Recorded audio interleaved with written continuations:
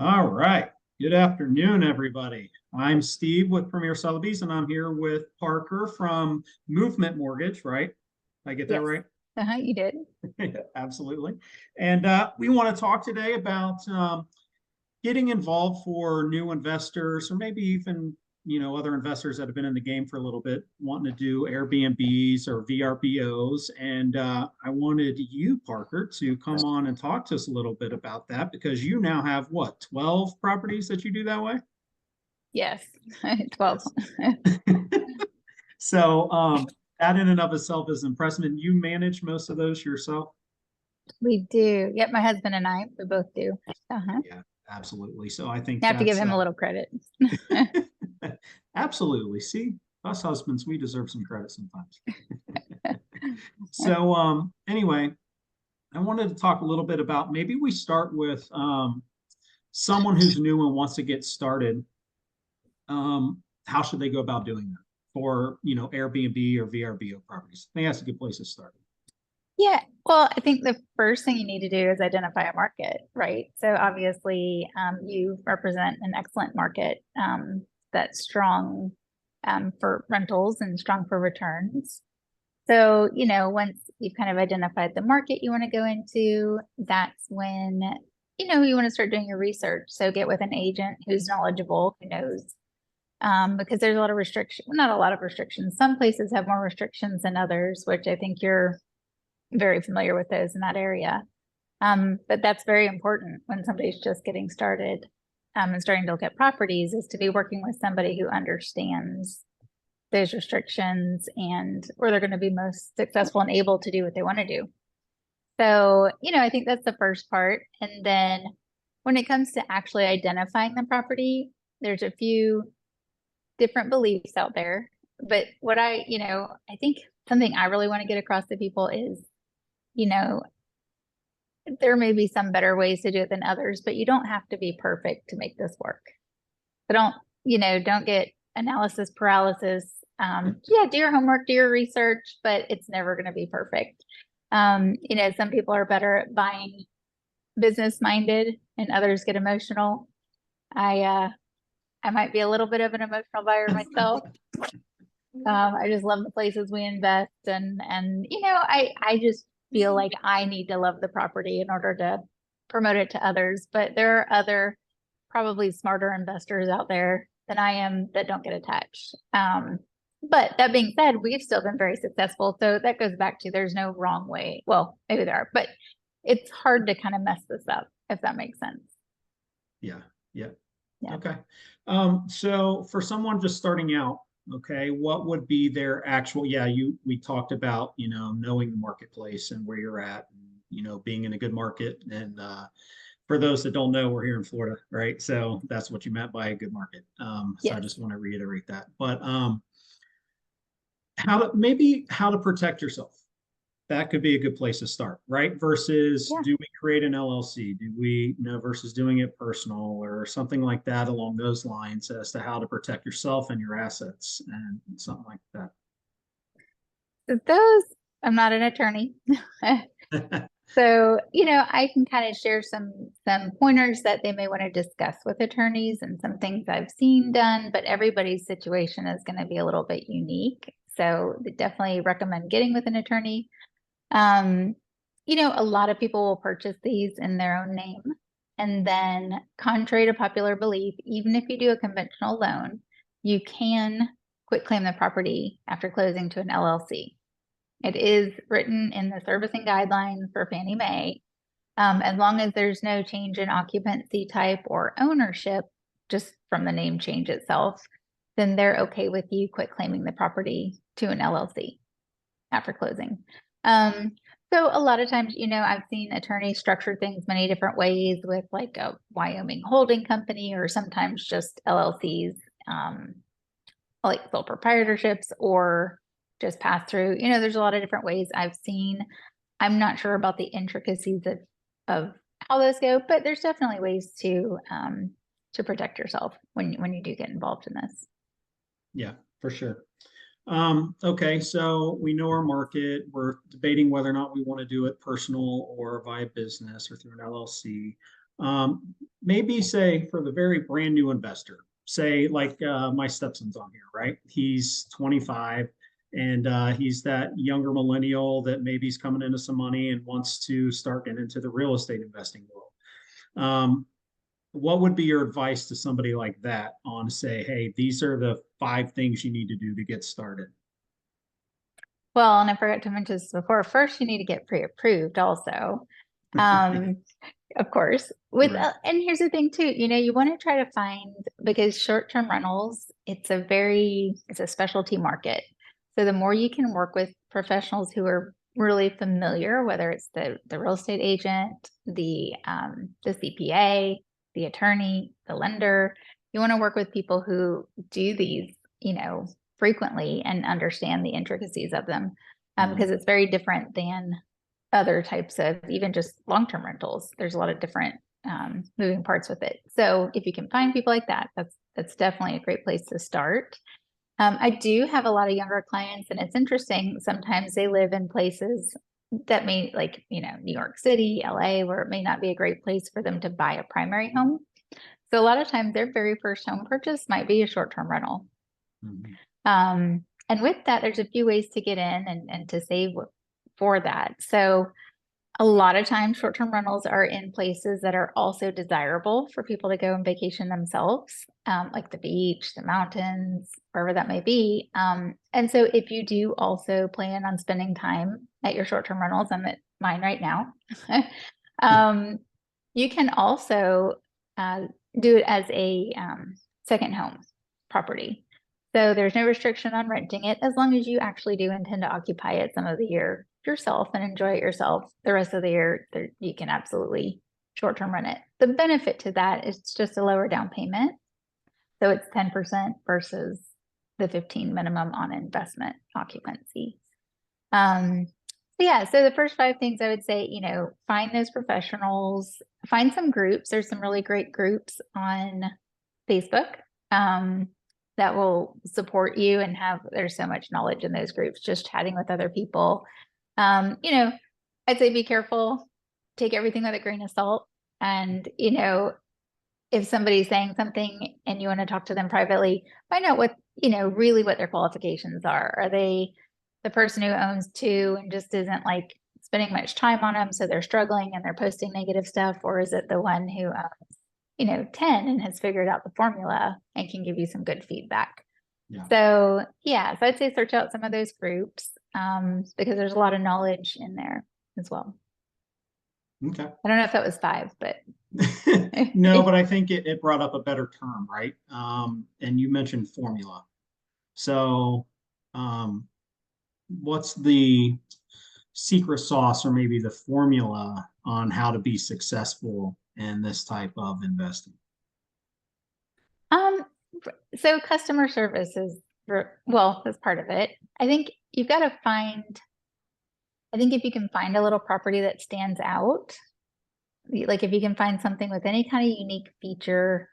So give me an example of one of your 12. Obviously you chose those 12 probably for what you just said, but give me an example of one and why you chose that one. Oh, well, the one we're in now, it's our most recent one, and it's on the Gulf. You probably can't see it, but the Gulf's behind me here. I've seen it before. Yeah. Yes.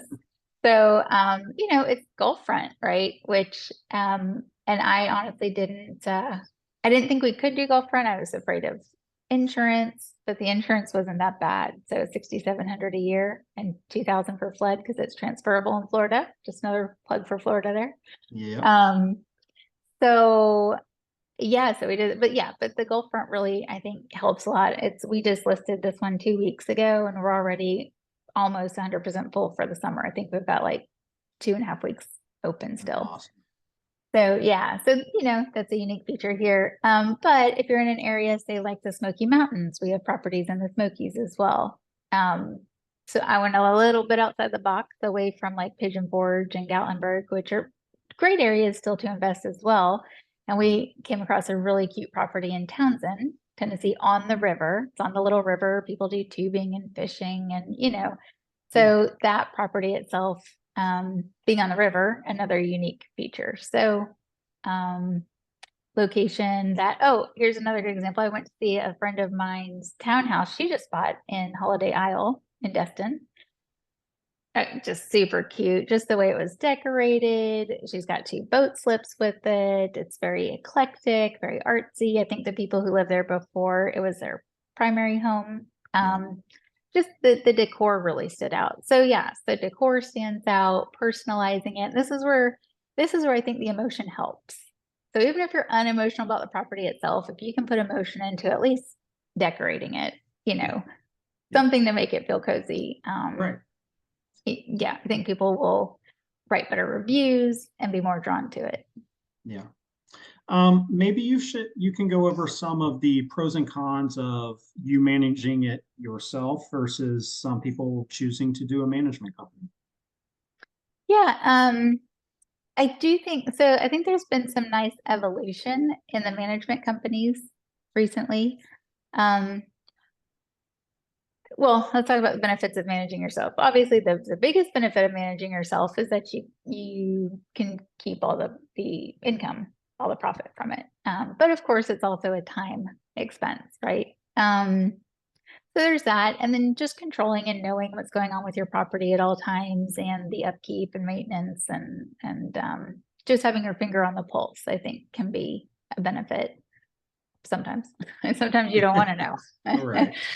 So, but no, I think that's the benefit of self-management. And it's not that hard. Look, I mean, I've been self-managing since 2018 now, and I closed 560 loans last year. So like I was still able, I'm not saying it was fun, but I was still able to self-manage and, work 80 hours a week in my W-2 job. But I have seen, now that being said, I've recently thought about maybe looking into some property management. And I say that because it goes beyond now. It used to just be like the Vicasas and the Evolves and the bigger ones, which, again, I think you lose that personal touch with the guest and also with your property. And I don't think they take as good a care as you would. So, but now there's a lot of, and this is something people can get into as they get into this, there's a lot of co-hosting out there. So there's a lot of short-term rental owners that are now managing a portfolio of properties. And the feedback on that, I think, has been a lot more, better revenue, better attention to the guests because they understand it's not as mechanical as a big company. So I think definitely an area to explore. Yeah, definitely. So, co-hosting would be, so what's the whole idea of co-hosting other than the points you just mentioned? Are they charging less than like the property management companies would? Typically, yeah. And they usually have a smaller portfolio. So I think they can dedicate a little bit more special care and energy. And recently, I think one of the things some of these co-hosts are focused on is SEO optimization in terms of, I guess I kind of got complacent because we started back in 2018 and it was great. I didn't have to do anything. My listings were always close to the top and, God only knows where they are now, but so I need to get in there, or I might get a co-host to kind of help pinpoint some of this, whether it's pictures or descriptions or things you offer. So here's a tip, like when we're talking about unique things. So one of the things, so right now I'm in a townhouse of 4 townhouses on the Gulf, right? One thing I've noticed the other townhouses don't have is they don't seem to have like a kayak or paddle boards available.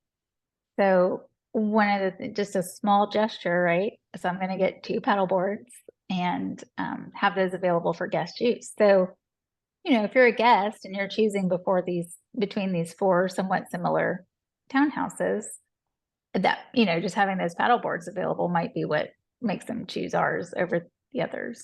So, right. Yeah. It's about the experience, right? And them having a better experience. And quite honestly, that's where the world, I believe, is going to, is people want experiences, right? And they want to have good experiences. So to do that, that's awesome for sure. I know in the real estate world, we're doing that too, right? You take clients around for showings, or maybe they have, you have a listed property and they don't know where to go. So I've heard of, one group put them in a little Airbnb for the day so they could enjoy themselves while their house was being shown. Like it's doing stuff That's like that that cool. gives them great experiences. Yeah. Yeah. Um, Maybe talk a little bit about like hiccups that you've seen. What are some of like the cons of, having these type of investment properties and doing it yourself? Some of those types of things that maybe we wouldn't think about. Um, Good question. I can definitely tell you some things not to do. Um, so well, back in the craziness, people were buying sight unseen and so forth. And so like our Miramar Beach property, which we love, but I knew it was going to need some renovations on the lower level. I didn't realize that the whole house was going to need it. And so 2 years later, now part of that was just being busy and contract, so um but renovation projects. So somehow we ended up with three going at the same time. So might have gotten a little carried away there, So I would just say really think through, some of those opportunities because there's some diamonds in the rough out there that are really great buys, but really think through the time and the money and the effort it's going to take and make sure that you've got the capacity to do that. I think that's definitely a hiccup. And just being careful. I think now it's great because the market slowed down. So something that, again, that was common during the craziness was that you were just kind of buying what you could get, right? You put 10 offers and hope somebody accepted one. But now you can really be more picky and choosy. So I think some people ended up with maybe properties that they didn't love when it was crazy because they just wanted to get a short-term rental. But again, it's working, but could be a little hiccup if you don't take the time to really, think about where and what you're going to purchase, if that makes sense. Yeah, for Oh, and sure. cleaners. Cleaners is a big Ah, one. yeah. Yeah. Personally, I really like to find the cleaners that clean themselves versus a company because I feel like they take more pride, right? If the Mhm. cleaners coming are the ones that are getting all the cleaning money, um, I feel like they just take more pride in it. And so I prefer that over the ones that are making $10 an hour, right? You're paying 250, they come for 3 hours, they each make, there may be two, they make $30 a piece versus that little crew that, usually it's families that work together, Yeah. um, that are taking that whole thing home. So, and don't skimp on your cleaners either. Pay them well because you want them to do a good job. You want them to tell you what's going on with your property, what needs to be fixed. Hopefully, you get some cleaners that'll do little things like change light bulbs while they're at it, so you don't have to send a maintenance guy over. Um, and yeah, and again, you want them to take pride because their work is going to be the reflection and reviews on your property. Yeah, absolutely. And that kind of brings up another good point is making sure you develop a team, right? So not just the cleaner. You talk about a maintenance guy or the plumber, electrician, or somebody that you can know and you can trust. Absolutely. Yes. Especially if you're managing from afar, which most people do. Yeah. So, we've got tons of people in California that own in the Smoky Mountains. So, Mhm. yeah. Yep, for sure. Hmm. So when you're going to, I'm gonna kind of switch it a little bit. When you're going to look at evaluation of property or what its potential rent is, do you use something like Air DNA or what do you use for something like that? Yeah, I think that's a good starting point. I also try to incorporate a little bit of common sense. Once you know an area, I think you need to know an area. I think you need to understand its seasons well and the flux of people coming in. So the less you know about an area, the more you need to rely on data like Air DNA. So I'll take that. And then when I run my own numbers just off the cuff, I think to myself, as a family, what do I think is reasonable? What do I think somebody's going to pay to stay here? A little bit of the enemy method, looking to see what else is listed and how much they're charging per night on Airbnb. So yeah, I wouldn't just do Air DNA. I would think through it logically, and then also kind of do that enemy method and see what other people are getting and how booked they are. Um, Right. as well. And, So you know, that's where someone like myself or somebody that knows an area, an agent within that area that knows what rents are going for, what certain neighborhoods are good, what properties are good, what issues they're having with HOA or anything like that, where agents and stuff like that can come in handy as well. absolutely, Yep, absolutely. for sure. Trying to think what other do you guys have any questions? You guys can pipe up. We've been talking for forever. Are there other questions you may have had, Joe, Seth, that maybe I didn't think of? Hey guys, can you hear me? Yep. Yeah. Okay, perfect. Yeah, I did have a few questions specifically related to management with Airbnb, and maybe you can give a little bit more insight, whether it's Airbnb or a VRBO or whatever, agencies you work with, what do they do and what don't they do? Good question. Very good question. So they handle the booking process. So basically, you'd be responsible for going in, and they both have very easy formats to, it's kind of that step by step. You go in, you put how many people it sleeps, what the features are, you click next. So very user friendly in terms of setting up the listing. You would upload your pictures, which I always recommend professional pictures as well, by the way. And somebody who knows how to photograph a house. So for those of you real estate professionals, you probably have some great contacts, which is good. But yeah, so they handle, once you set up your listing, they basically handle anything booking related, right? So they'll handle the calendars. Now, I do recommend using both and then getting a software to integrate the two. So we use one called Guesty, and so that way the calendars will mesh, and that way it can't get double booked. But they handle the money collection. They pay the taxes that are due to the state and the local places. So they'll collect and remit those on your behalf as well. And then payment. So that's all handled. The things you would need to do other than setting up your listing is you would need to watch your pricing, which Airbnb has tools for pricing as well. I use a program called Price Labs that's outside of Airbnb, but they do have options. But you'll need to keep an eye on it still. Just make sure from time to time everything's good there. So you'll need to do pricing and then just guest communication. Now, the other beautiful thing now is that you can also set up automated messages to go out. So once a guest books, we have a message that goes out and says, hey, thanks for booking. Expect more information 7 days before your trip. And then we'll kind of break it down further once it gets close to their trip. I don't like to give them too much info too far out because they'll forget. So just messaging the guest, providing information is what you handle. Now, cancellations, I guess may reach out to you to ask you to break your cancellation policy or to refund them, even though they shouldn't get one. So that's annoying. But you can say no. I mean, you can just stick to your cancellation policy and then refer them to Airbnb if they have any issues. Yeah. Did that answer your question? Yeah, I think that's great. And then I just had one quick follow-up question based on the frequency of your rental. So let's just say initially you just wanted to rent for a little bit longer period of time, like maybe month to month. Can you still utilize a service like Airbnb to do that, or is it only if you're willing to rent it for shorter periods of time? No, actually, you can do month to month. They've been trying to encourage more people to do that lately because I think since COVID, there have been a lot more people who have shifted working and traveling.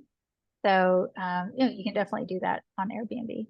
Well, you're seeing that, and you're also seeing, like in our area here in Sarasota County, there's very few of them that they're even allowing short-term rentals.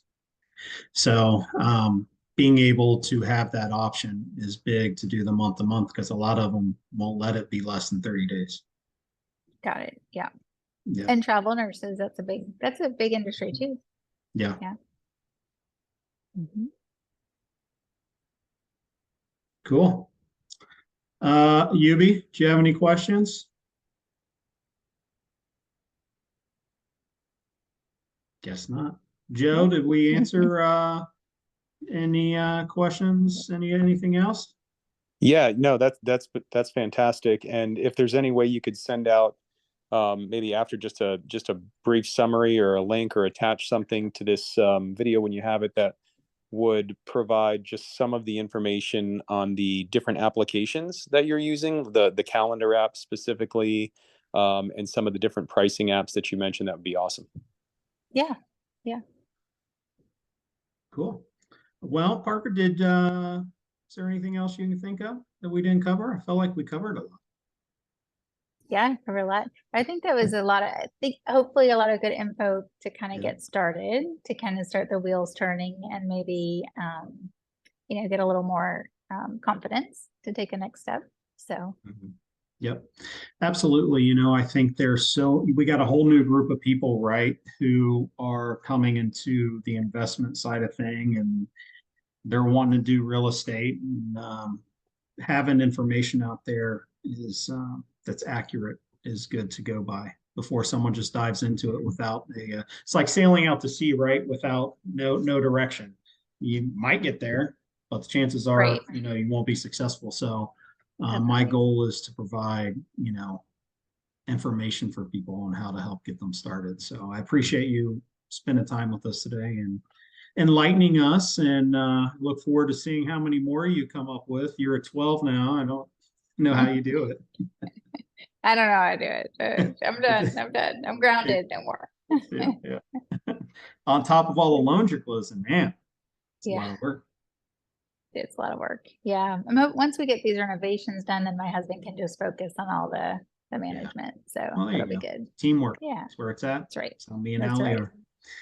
Well, All I right. just want to, Well, yeah, go I ahead, want to Joe. say thank you. Oh, I just wanted to say thank you, Parker, and thank you, Steve, both for your time. It's been really educational.